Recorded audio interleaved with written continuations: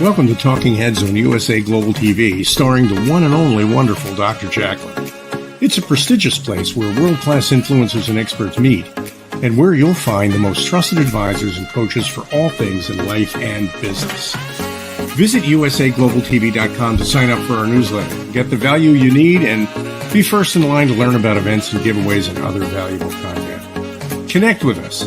Email Dr. JACALYN at usaglobaltv.com to talk about how you can become part of USA Global TV. That's USA Global TV, where the doctor is always in. Hello, everyone, and welcome to USA Global TV and Radio. I'm Dr. JACALYN KERBECK. I'm the president, founder, and chief listening officer here at our network. Our show today is Adversity to Awesome. And if you've been with me since the beginning, this show was called Stories of Hope, Inspiration, and Overcoming Adversity. It's the very first show I started with, and it was on the radio only. And I actually put this show together as a way for people who were struggling with Crohn's and colitis and anything having to do with IBD to come forward and share their story. And it really took off. We were booked for the whole year. And so now I've changed the names to adapt to the times. I actually published a book called Adversity to Awesome. You guessed it. And in this book, there are 12 chapters. Each chapter is a different story about how someone has overcome adversity. My chapter is the first one. We have a guest with us who is going to share her story. And I give her so much credit. It's not always easy to come forward and share something that's happened to us. I know, as I put my one of the episodes of my life in that book, and it brought the whole thing back to life again, and those feelings that come up. But yet it's so important for our mental health, for us to share what has happened, because not only are we helping ourselves by releasing a lot of those memories and those feelings, but we're helping someone else who might not be exactly where we are. Brenda and I worked together in another chapter of our lives, and I was thoroughly impressed with her. She is a professional in everything that she does. And not only is she really good at what she does, she's a really good person. Let's welcome Brenda to Adversity to Awesome. Welcome. Well, thank you, JACALYN. I am honored to be here and have the opportunity to share my story and how some adversities have shaped my life. I'm so grateful that you're here, Brenda. And as you heard me mention, many times it's not easy for people to come forward. How do you feel about the stories that you're going to be sharing today with our audiences? I always welcome the opportunity to share my stories, because without them, I would be a different person. Adversity is never fun to go through in the moment, but what it produces in us long term is invaluable. And so I love being able to share with people how much I have overcome and how it has shaped my life and made me who I am today. Wonderful. Thank you. One thing I've realized is when I look at you, for example, you look great. You're radiant. You've got this glow to you. You've got a cool outfit on. You wouldn't think there's any troubles, or you might look at me and say, oh, she's doing this platform. What kind of troubles could she possibly have? But yet that's not how life is. We go down a path. We've got choices to make. Sometimes the adversity comes as a result of the choices we make, or maybe it's because of where we were born into, or with whom we spend our time. There's many different reasons this comes up. What would you say, before you tell us about the adversities, what would you say is the foundation of the adversity that you've experienced? Well, there's been several of them, and they've all come from different scenarios. The first one was I had nothing to do with. It was just the way life unfolded for me. The second adversity was because of a poor choice that I made. And again, the third adversity was really just handed to me. It was just how life unfolded. So I've experienced multiple backgrounds for the adversities that I've gone through. Thank you, Brenda. I'm really excited to hear about your journey, about where you were and where you are, what you're doing today. So take us back to the adversity that you'd like to talk about first. My first adversity happened to me in 1991. At that time, I was 27. I was married to my high school sweetheart. We got married right out of high school for me. And we had been married 9 years in 1991 when I was 27. So you can do the math and know that I was married at 18. We had 6-year-old twins, and life was grand.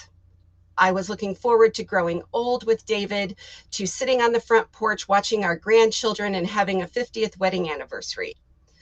But on June 1st of 1991, we took our then 6-year-old twins out to swim at our local lake. They had just graduated from kindergarten, and oh, were we going to celebrate. My husband swam out, not very far, but far enough in this lake, got a cramp, and he drowned that day. And I went home a widow. So that was my first adversity that crept up in life and completely changed the path that I would be on for the remainder of my life. Oh my gosh. I feel like I could just break down in tears hearing that. I seriously, that is a huge adversity to overcome. What was the first thing that popped into your mind when this took place? Was it fear? Anger? It wasn't fear, and I'm a delayed responder, so anger didn't come until later for me.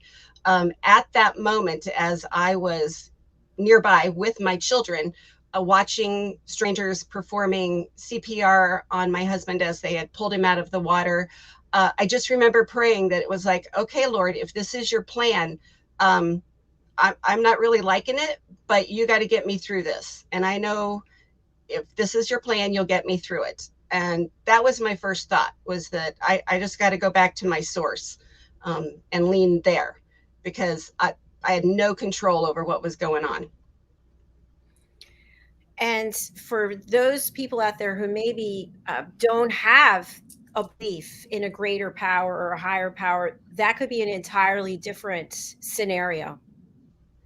Exactly. And from my perspective, very honestly, I honestly just don't know how people who don't have a faith and a belief to know that there is a bigger, more powerful entity than me going on. I don't know how they get through some of those things, because I had to go back and know that there was someone who has that design plan in place, and I would be okay.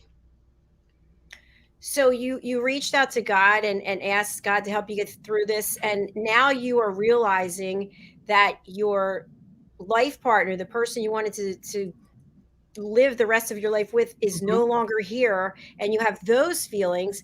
And then you're a mother and you've got to launch into mother/father mode at the same time. So which path did you take, if you did, before the other? So yeah, there's, I mean, a lot that goes on in your mind, especially, I mean, I was very, very young. I was 27 when I became a widow. You know, that's something you don't anticipate doing until you're in your 80s. And so there was just so much for me to grasp onto. I mean, I hadn't even dated anybody else, and now I'm 27 and single again. I mean, I just I couldn't even grasp that idea of ever being back in the dating scene. What I did first was I reached out and found really, really good support. I found a fantastic counselor that I could go in and talk to. Turns out he was actually married to a widow who had children. So he was kind of on the other side of widowhood, and had some understanding from his own wife of what the processes look like, what they feel like for some, how he could help me process through some of those things. And honestly, one of the very first things that I did, because my husband drowned and I did not want water to rule, the fear of water to rule my life, 9 months to the day after my husband died, I flew to Florida all by myself. And this was back when I was 27, hadn't traveled hardly at all, maybe flown twice in my whole life, went by myself, got on a cruise ship, and took a cruise for 5 days on my own to prove I can do this. That is Amazing, so courageous. I was actually thinking to myself when you were sharing the story, your husband got a cramp in his leg, and I was thinking that could happen to anyone at any time. Maybe I won't go in the water anymore. That popped into my head. Did you ever find out, as a result of the examination they did, what was the cramp related to? Was it kind of just a fluke thing, or was there anything else going on that you can share? It was a fluke thing. I did request an autopsy just to make sure that there wasn't some hidden birth defect that might affect our children or maybe our grandchildren someday that we needed to know about. So I did have an autopsy done, and it came back inconclusive in that it was just a fluke thing. He got a cramp, and the cramp took him down. Mm. And what ended up happening with your children, and how did you tell them that Well, they were going to be without their dad? They they were saw it with me. happen. They Yeah. saw it happen, and there were anger issues that we have, worked through down the road, because remember, they're 6, and in their little 6-year-old mind, they felt that they could go and help, and they wanted to go down to him, and I chose not to let them do that because I had been with him, and when I realized, I mean, I could look and know that he was gone. Those who had started CPR on him were mandated by law to continue until the rescue ambulance arrived. So they were still doing CPR, but I went back up to where my girls were, and they wanted to go down to their dad because they thought they could help. And I said, oh, no, we're going to stay out of the way, because by that point, he had already turned a pasty blue color, and I did not want that to be a vision in their mind down the road. And so I made that choice in that moment not to let them go down. And they were really angry with me for a very long time because they felt in their little 6-year-old mind that they could have done something to have helped. Uh, you know, they were pretty angry with me for quite a while and had to work through all of that. And that's where my excellent counselor came in and was invaluable to me. And, on this platform, we're all about providing education and helping other people. So, just at this point in your story, somebody out there might have gone through something similar and they're not getting any counseling, or they're not asking God or a higher power for any help. What advice would you have based on your own experience? The other thing that was very, very helpful for me was there was another woman in our community that I was already friends with who had been widowed 3 years prior, at the same age. She was 27, he was 29. They did not have children, but I knew that she had walked this path. And I reached out to her, and she too was just invaluable to me. So the key takeaway from that is, if you are in, honestly, if you're in any season of distress, you need to reach out to someone. You need to find that person who has either experienced what you've experienced already, um, a trusted counselor, someone that you can go to. And I call it thinking out loud. When I just need to think out loud, here's what I'm feeling. Does this make sense? Here's what I'm thinking on how to handle a situation. Am I making sense, or is my emotions ruling my life, or just that person, so that you've got a sounding board. So to me, you just have to be strong enough to reach out to someone. That's what made such a difference to me. Excellent. Thank you for sharing that. And people might be asking, okay, so those of you who believe in God or higher power, why did this happen? Why did this happen? Is it God's fault that it happened? Is it because I did something wrong that it happened? What are your thoughts about that when we experience loss? For me, that's an opportunity for me to share my faith and what I know to be true, in that, no, it wasn't anything that I did that caused it. It was the way God had life planned. If he needed me to become who I am today, and I kind of like who I am today, certain things needed to transpire in my life to bring me to this point. Had David lived, I would not be in this point. I would be somewhere else.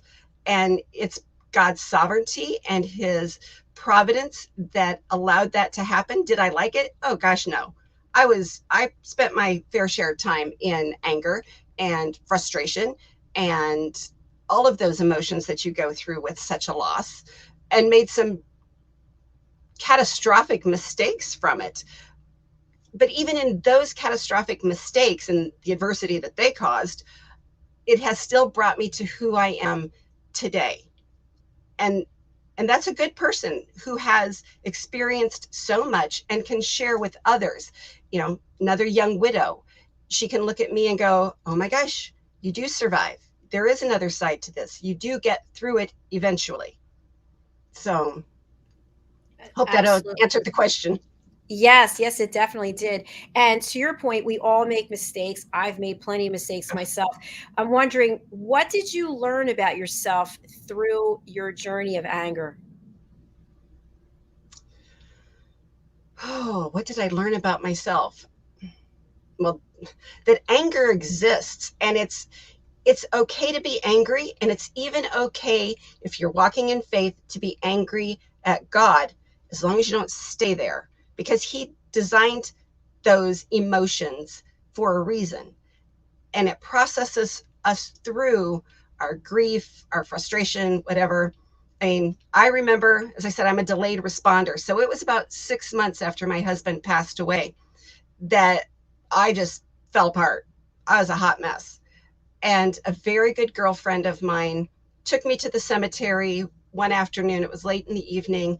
And I joke often that I'm so glad that my husband is buried like 10 miles out of town where it's away from people, because I just pitched a fit in the cemetery. I mean, I was like drop kicking flowers and huffing and puffing and screaming and crying and carrying on like, and my friend was like, I didn't know for sure what to do, but I decided as long as you weren't hurting yourself, I would just let you go. One of the best things for me was that was when I just could really let everything out. And I yelled at everybody. I was screaming at God because I didn't like it. I was mad at my husband because he left. You know, I just had a hissy fit. About 6 months later, and then I was good. I was like, okay, I just needed to kind of, scrape that scab off of the pus and just let it out. And then once I had it, was like, all right, things didn't change. Now where am I headed? Thank you for your transparency and sharing that. That was a friend who had good intuition, I think, because Yes. in that moment sensed that that's what you really needed. Yeah. And she was just watching me, making sure that I wasn't going to get hurt. And she just let me go. And there's something to be said about that, especially if you're in an outdoor space. I mean, you happen to be in a cemetery, but we keep things so tight, so locked down, but yet little parts of it start seeping their way out. And then all of a sudden, it's like if you don't let it out, then it is like a huge volcano. But sometimes we need that eruption in order to get back to a place of peace. So I know that we could stay on this part of your story for hours and hours, but I know there's other things you want to share. So let's leave that where it is and we'll come back. Where would you like to take us now? So transitioning from my first adversity to my second, which are very tied together, I made a classic mistake that many widows do make because we're lonely. If they're like me, I've never been alone. I mean, I started dating my first husband when I was 15. I mean, we grew up together. So then to be alone all of a sudden, I didn't really like that. And I made a very, very classic mistake in that I remarried way too soon and without really thinking things through. And unfortunately, I married a man who was very abusive, who stuck around until the life insurance money was gone. And when the life insurance money was gone, so was he. And I and my daughters spent about 3 years in hell, in a very abusive relationship, wondering, how did I get here? I'm not a stupid woman, and yet I made a really stupid choice. And that choice brought me a lot of adversity. I'm back here shaking my head going, yep, I know that mistake. I think there's a number of us. You launch into that relationship for whatever the reason is, and you think this person is the answer, they're the solution, but yet the Oh, problem resides in us. And then we're attracting people who are no good for us. So I really do appreciate your braveness just in sharing this story. But I can see people all over the world shaking their head going, yes, I get it. I've done that. So what was it that you saw in this second person that drew you in? And I'm asking because I want other people to think about what it is about their person, or if they're thinking of being in a relationship with someone, what is it that drew you in? And then you realize quickly at some point that that was not the whole picture. well, unfortunately, I did not realize very quickly or much at all. I often joke that, they say that love is blind. It's deaf, dumb, and stupid too sometimes. And that's kind of where I was at. I just wanted things to work. I wanted my girls to have a dad. I wanted to be back in a relationship. I wanted that dream that I had had with my first husband. And I met a gentleman at church. And my disclaimer there is, another lesson that I learned is just because you live in a cookie jar doesn't make you a cookie. And just because I met him at church long term did not mean that he was a Christian. And I did not choose to look deep enough to see that until it was way too late. And when I started seeing the signs, we were already married, and I was in and I was committed and trying to figure out how to tread water and how do we make this work now. My advice and what I did. So sometimes I joke around, for those who walk in a Christian faith, they know the story of the woman at the well, who had multiple jokes sometimes that I sometimes feel like that woman at the well when people meet me and yes, they see this and they think, wow, she's got such a cool life. And then I explained to them that my current husband is my third husband. They just kind of shake their head and go, what? And so what I learned and what I did with Michael, my current husband, I went to people I trusted, that I knew loved me and had my best interest at heart. And I asked them, literally to a degree, for their blessing that they thought that this would be a good idea for me to marry Michael. Had I done that with my second husband, my ex-husband, they all would have said, "Oh, I don't think so. I don't have a good feeling about this. Maybe not." But I didn't ask anybody because in the back of my head, I think I knew what they would have told me and I didn't want to hear it. So if you don't want to hear it, you don't ask, and then you just proceed and pretend like it's all going to work out. And it absolutely imploded on me. Once again, thank you for just being so honest. So it sounds to me like you were questioning your ability to make a good choice. Is that what happened? After I realized what a bad choice I'd made, yeah, you really do start to question yourself. Can I make another good choice? What other mistake am I going to make? And how is that going to implement itself onto my children? It's one thing for me to make a bad choice and have it mess up my life. It's another thing when I make a bad choice and it's messing up my kids' life. That's just a whole nother layer of guilt that you have to deal with down the road, which I have, again, with the help of a really good counselor, and writing my daughters both a letter of apology and spelling out what I know I did wrong and asking them for their forgiveness made a huge difference in our lives. But yeah, I did. I really started to question myself. It's like, I know I'm not a stupid woman, but I sure made some stupid choices. How do I not do that again? Yeah, I can actually relate to that. I was married once and my father begged me not to marry him. And as I was walking down the aisle and I saw him waiting for me, I thought, this is a mistake, but it's such a great party. So let's just keep going. But we get that sense, and then it's almost like you don't want to disappoint other people, or you believe that it'll all work out. I want to go back to your second husband, and you mentioned that how abusive he was, and that he waited till the life insurance money ran out, and then you literally were broke. So that's a tough place to be. What did you do? That is a very tough place to be. Yeah, the life insurance money was gone. I still had my children. So by that time, they're in fourth grade. I need to be providing for them. We did have Social Security benefits from my first husband. So by God's grace, we could manage. Not greatly, but I mean, we weren't going to starve or be homeless. Again, I lived in a small community. My family was nearby. I had a great support system. Took quite a while to rebuild and repair a lot of those relationships that my ex-husband had damaged a lot over the time, which happens often in abusive relationships. He had isolated myself and my children. I was rarely able to see my parents, even though I only lived like 8 miles from them. Same with my first in-laws. We were very isolated from them. I mean, he was just very manipulative, very controlling, which is very typical of that scenario.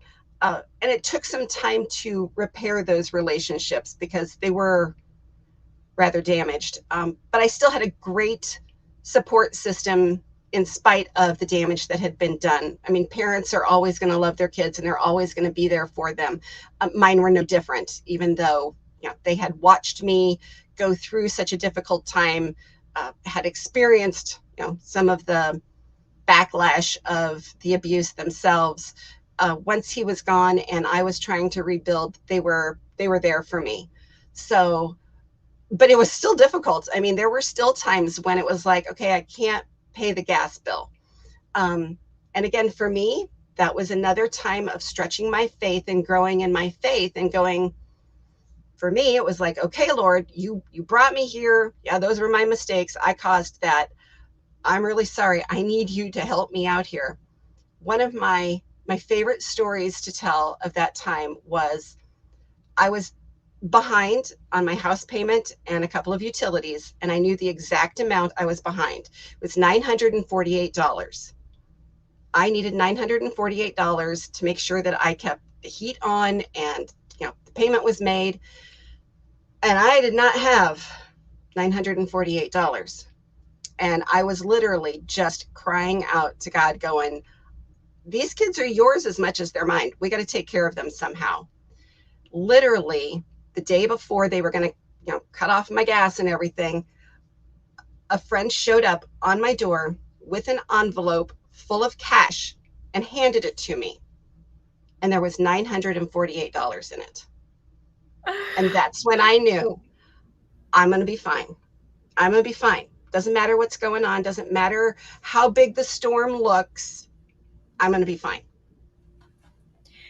Brenda, you are truly blessed in so many ways. And Yes. in addition to having somebody show up with that money and having your faith, when you think about it, many times we end up in situations, and when the situation is over, there are plenty of people waiting to just go up to you and go, I told you so, or what were you thinking, or you were so stupid, or what a fool you were. But it sounds like you managed to escape all of those judgments that people make about us. Not necessarily escape them, but to a certain degree, even accept them. I'd be the first one to tell you, you know what? I made several stupid choices. Yep, I was pretty stupid. And I think when we get to the point where we are willing to admit whatever portion belongs to us, I don't need anybody else's guilt, but whatever I should own, I want to own and admit it. And if somebody wants to say, what were you thinking? I'm the first one to say, you know what? Clearly I was not, or how stupid. Oh, yep. Won't do that twice.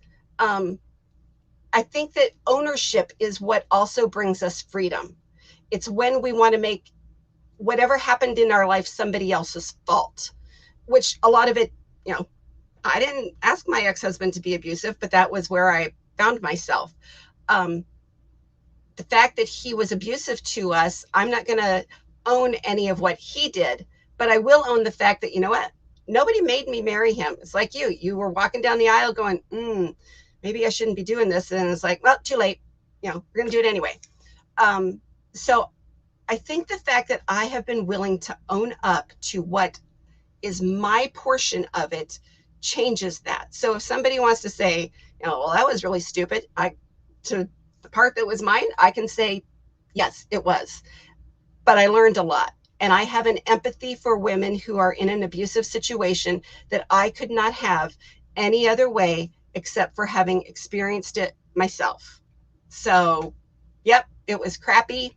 I don't want to do it again, but I'm actually very thankful for what it has taught me. And again, who it has helped shape me to be. Absolutely. I'm right there with you. I've had a couple of narcissist boyfriends and wouldn't even go into that. But there is something that you learn about it when you're in it. You can't see it. You really can't. And No. Sometimes it takes years to actually see what the role was that we played by being in it, because other people can see it. We can see it happening to other people. If you're in public, you can see something's going on. It's like, okay, this is not good. But yet when we're in it, we make up all kinds of reasons. Now, I didn't have any children. You have children. That's a very different story. But I know your story doesn't end here. I know there's something else you want to share. So where are you going to take us now? There is. So let's see. So I've been a widow at 27, remarried, and now I'm divorced from my ex-husband, and introduce husband number 3. And that was one of those where I am sure some people kind of cocked their head and went, what is she doing? But I learned my lesson, and Michael and I both agreed that we were going to go to the people who loved us and ask for their opinion, because we both knew, had we done that in prior relationships, we would have avoided a lot of heartache and screw ups. So we went to my parents and to my siblings. We went to his parents and siblings, told them all that we were thinking about getting married. And what did they think? And he and I had agreed in advance that if so much as one of them raised an eyebrow and said, I'm not sure that's a great idea right now, we were done. Because we knew if we had listened and done that before, we would have saved ourselves thousands of dollars and a ton of heartache. We went to all of them, and they all said, we agree. We think you two would be good together. So we got married. So now I'm married to my third husband, which we just celebrated our 24th wedding anniversary. So next year it will be 25 years for us. And oh my gosh, it's been a fabulous, wild roller coaster. We both got married very quickly after subsequent divorces. Don't necessarily recommend that for people. You've got to be really committed if you're going to do that, because you bring a crap ton of baggage with you when you do that you have to work through together, which we were committed to, and we have done that over the last 24 years. But it's not an easy road. 2 years ago, my husband was doing some landscaping work around our home. He's very, very handy. He's a builder. He can build anything, fix anything. It's fabulous. So he was it's called a skid loader, which is a little machine that moves dirt and everything. He'd been using it for quite some time. Out of nowhere, I was gone to my parents for the weekend. He was finishing up, and out of nowhere, the machine exploded, burst into flames with my husband in it. Our neighbors heard the explosion and came running. Michael was able to propel himself out of the skid loader, and so was out of it, but he sustained life-altering burns, over 25% of his body. Now, bear in mind, I'm at my dad's for the weekend. My poor neighbor calls me to tell me Michael's had an accident, which my husband is rather accident prone in the beginning. So I was like, oh crap, now what? And she proceeded to tell me that the skid loader had exploded and that he had been burned. and that the helicopter was on its way and they were life flighting him to the burn center in Iowa City. I'm in my dad's dining room and literally fell to my knees because all I can think of, oh my God, it's Widow 2.0. Can this happen? Does lightning strike twice? How does this happen? Fast forward through that, I drove to the burn center, which was about a 2-hour drive. The entire time not knowing when I got there whether or not I would even still have a husband, if he would survive the airlift to the hospital. That was August 1st of 2020. And when I arrived, he had survived. They had already taken him through the procedure of a new burn victim and done this awful scrubbing to them and everything. So he was in his hospital room when I first saw him. And I will never, ever forget walking into that room and the feeling of relief just to see that he was still alive and that he would survive. It was just going to be a tough road for us for a while. But yeah, that was a little bit of an adversity as I was driving for 2 hours and all of that replaying in your mind going, am I really going to go through this again? Am I really going to bury another husband? I don't know if I can survive this. It was intense. I'm speechless. I'm just imagining your husband there, the explosion, you drive. I mean, there's so many aspects of what happened that are just frightening. And yet he made it. And how's he doing? He is doing better than they gave us hope for. So we are very, very thankful and pleased. So he had second and third degree burns over 25% of his body. It was the flash of the explosion that burned him. By God's grace, he was never actually on fire. The paramedics cut his clothes off of him, which is standard. And when I got home a couple days later to pack up some stuff, his clothes were still out on our patio. And had they not been cut off of him, I could have literally put them in the wash machine, washed them, and he could have worn them again. They were not so much as singed because it was the flash of the fire that had burned him. But it was so hot on the back of his legs that his legs were burned severely. His legs and his hands were all grafted. Again, by God's grace, his face was mostly spared. His ears got pretty crispy and his poor little nose got pretty crispy. But for the most part, and even men, even though they'll tell you that they're not vain and that looks aren't important, when you're talking about burn scars, those are pretty horrific. And even on a 50s plus man who's been married, you think about how you're going to look coming out on the other side. So we were very fortunate that his face was really spared. His hands were one of his concerns. He loves to play the guitar, and they had warned us that might not be possible because of all of the grafting on his skin. And sometimes it will they call it webbing, and you'll almost get like little duck webs between your fingers that they have to go in and clip, and you'll get atrophy where they'll start to curl. So we were very concerned about that because he loves to play the guitar. He's very hands-on, very handsy, tinkering with things all the time, building stuff. He loves to play golf, so trying to hold a golf club. So I took his golf club to the burn unit to encourage him. And the first thing he did when I brought him home was he picked up his guitar, and for about 2 minutes he played, tears welling up in his eyes because it hurt so bad. But now 2 years later, when he plays, the sound is as if nothing happened. It's still a struggle for him physically, but he can play beautifully again. So we are very, very blessed. It's incredible. I'm so glad that he's still able to play. Yes. What about the pain? You touched on that. And anytime you see some kind of documentary or story, apparently being burned is one of the most painful things that you can go through physically and emotionally. It is. It is something I had never even imagined before, because why would I?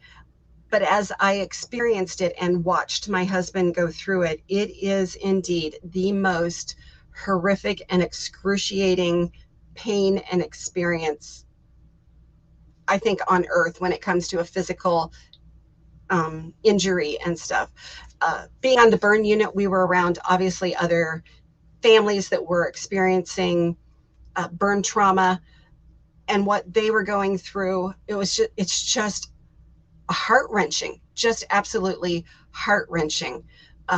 Burn patients go through a process nearly every day in the early stages where, I mean, we have a little bit of a warped sense of humor amongst ourselves, and so we would call them the spa appointments, where they take them into the bathroom, put them in a stainless steel tub that looks somewhat like what you would probably see at a mortuary, and they scrub all of the flesh back off of them, all of the burn and everything, and it is a pain unlike anything else.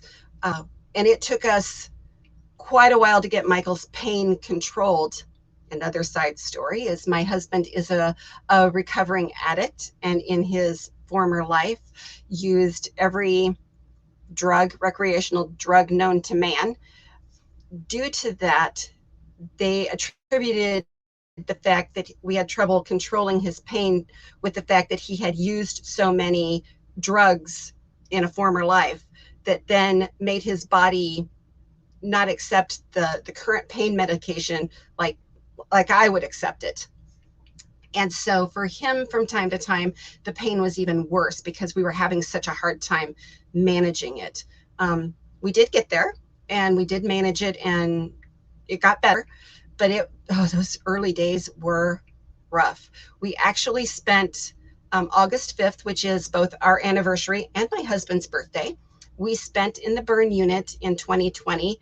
And on my husband's birthday, he had his first grafting surgery.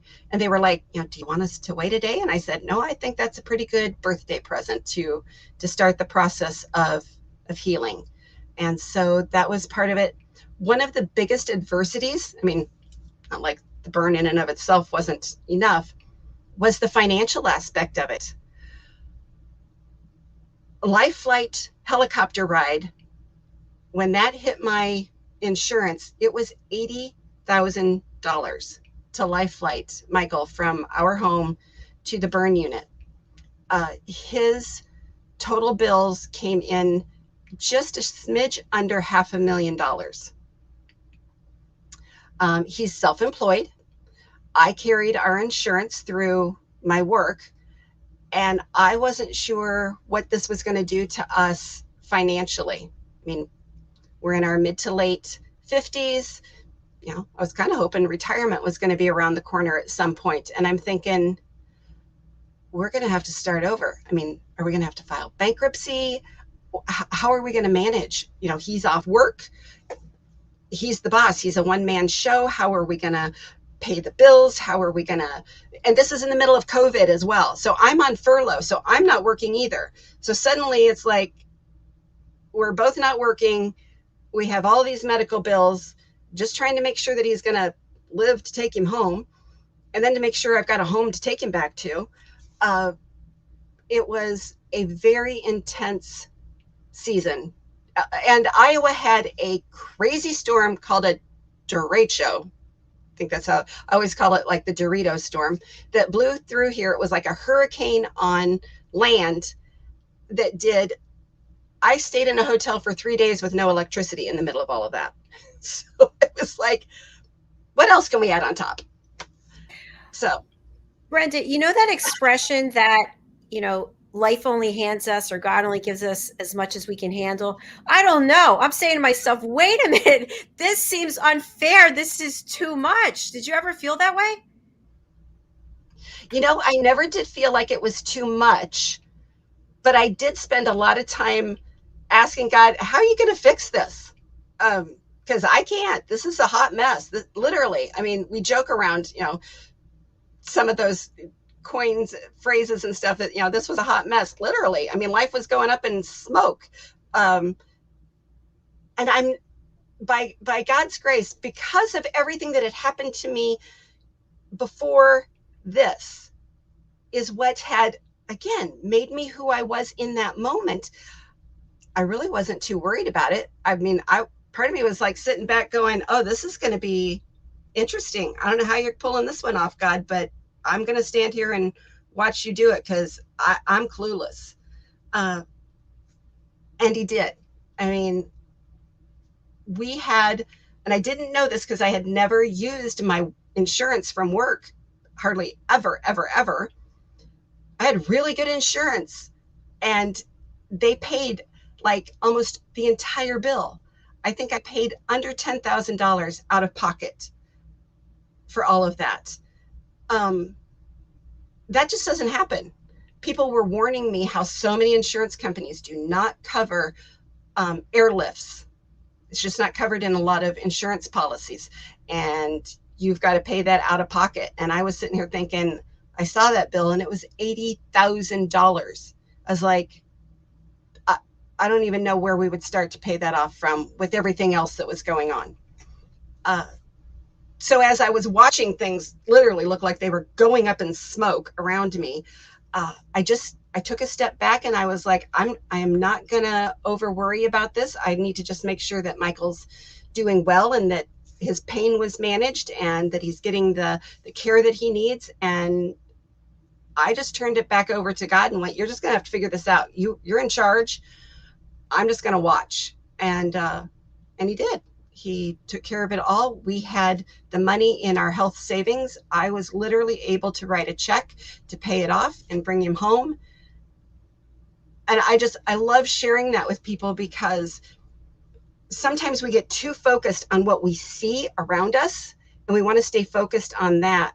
And what we really need to do is step back and go, I did not cause this. I don't know how it's going to work its way out, but it's going to. And then let go of it. So I really admire your strength and your faith. I really do. You actually just took a step back. How many times do we feel like, oh, I have to fix this and I have to do that, and then we get all stressed out and then we cause additional problems?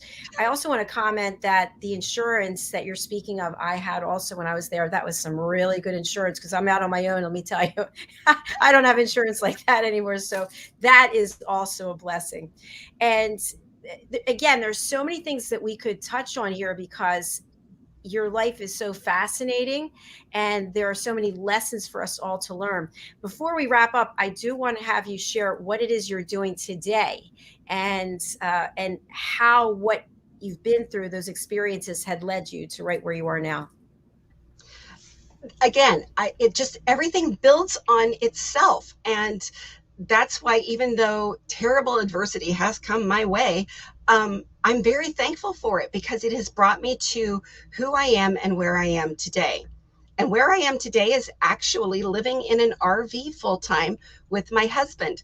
As one of the side effects of his burn, there are certain things that just aren't the same and will never be the same for him or for us. So we live in the Midwest, and in the Midwest, we have extreme temperatures. We have all the seasons. And in the summertime, the heat is very, very hot to my husband. Grafted skin does not function the way our original skin does. It doesn't cool like our regular skin did. And so hot is really hot for him.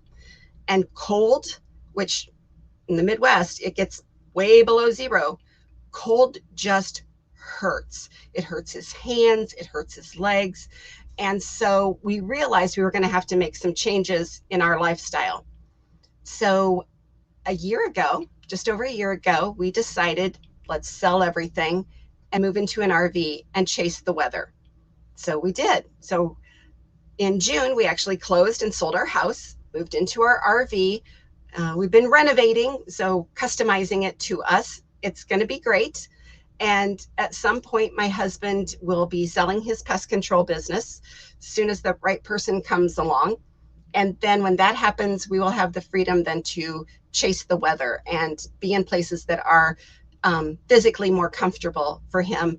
Living in an RV is a much smaller space, obviously, and there's less to take care of, which is going to be good for him.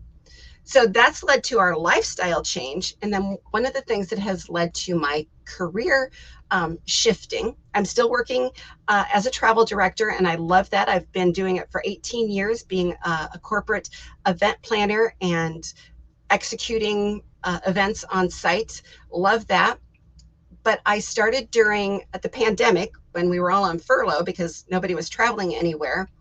I started scanning photos with my mom, all of our family history stuff, and I fell in love with it. And then I started to learn, well, I've learned a couple of really good lessons along the way, that with my first husband, at some point, all we have left are the memories, the photos, the memories, the stories.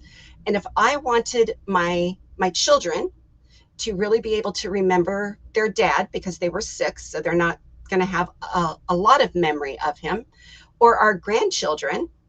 One of my daughters is actually expecting her 9th child, so 9, 10, 11. So between our twins, we have 11 grandchildren that my first husband and I share.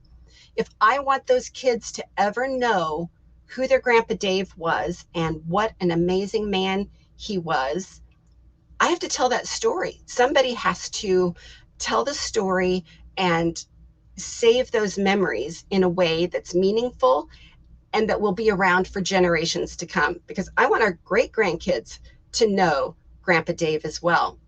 And so that gave birth to Preserving Memory Lane, which is a little business that I'm getting started that helps people to save, to organize, and then to share all of their memories, their past memories. So all of those photos that we have from the 70s and 80s, and even way back in the 50s and 60s, I've been working on my parents' collection, to all of the digital photos that are on our phone. Oh my gosh, how many pictures you got on your phone? How many thousands of them are there? And can you find any of them? And what's the story that goes with them? And so I coach people and I help them, and we save all of their memories and make them meaningful for generations to come. Congratulations. That is fabulous. I just love Yes. it. You are such an interesting person. And as I mentioned in the beginning, I was blessed to be able to work with you, and you're just fantastic. And having worked with you for so many years, I didn't know any of this backstory. It just goes to show you. And Mhm. I just give you so much credit for your strength. You really are empowering. Thank you. Thank you. And the RV, by the way, you're the third person, I think, in a week who told me that they just decided to go into the RV. And I guess it's got to be truly liberating not to have to deal with all this stuff. And I Stuff. love what you said about chasing the weather, because there's Mhm. something, at least for me, I love being in the warmth. I just feel more alive. But for your husband, for his health, he really needs that. So, what a fabulous change of life you've had. Yes. And again, all of the adversity has built on one on top of the other to bring me to this place, to make me who I am, to share my story, to let other women know that, if you are handed a bunch of lemons, which we all get from time to time, squeeze them out and make lemonade and sit back on your porch and watch the sunset with it. And I think also, from what you mentioned, have faith. If you don't believe Mhm. in God, I don't know what other people believe in, universe, source, believe in something and believe that you will be okay. It might be painful, it might not be pretty, it Mhm. might be a pain in the neck, literally, but you will get through if you believe. Yes. Yes. How can people hire you? How can people work with you? What's the best way for people to get in touch with you? So there's a couple ways, and I make myself available to other young widows because nobody understands that journey like another young widow who has walked that path. So if somebody's listening to this and they know of someone, please share my information, because I know that that is what a young widow needs, is somebody that they can look to and go, oh my God, you got through this? Same way with a divorced woman who's been in an abusive relationship. Again, I share this with people because I could not understand and have the compassion that I have for those situations in life had I not experienced them myself. So they can reach me from my email, which is Brenda.preservingmemorylane@gmail.com. And then I also have a website that we are still building out, but it's there. And it is www.preservingmemorylane.org. Brenda, an absolute pleasure having you here today. And we'll be featuring this interview in our newsletter next month, the Global Post. So we'll keep it out there. And I'm just so happy for you. I really am. You're just glowing. And I really appreciate the authenticity and the transparency. There have been plenty of people who would show up and be really angry after whatever amount of time. There's no judgment, but it's nice to hear someone actually look at it from a different perspective and really give us hope and inspiration that no matter what we're handed, we can make lemonade. Absolutely. Thank you again for being here, and please do come back and see us on this or any of our other shows. I would love to. Thank you, Dr. Jacalyn. Thank you, and safe travels in the RV. Yes. Bye for now. Bye-bye. Thank you to each and every one of you for reaching out. Please do connect with Brenda. That's what we're all about here, supporting people who come and share their story. I know you probably have a story to share as well. And if you want to share, please go over to our website, usaglobaltv.com. If you're on our YouTube channel, please do subscribe so you can be aware of the shows that we have. We've got 29 shows. We'll be on our 30th on Sunday. So I thank you very much. And whatever your adversity is, remember, you're still awesome. I'm coming right back with my own show for Talking Heads, where I share how to start a business if you're in the United States. So thank you again. Thank you, Brenda. Thank you to each and every one of you. I'll be right back in less than 3 minutes, it looks like. Okay, bye.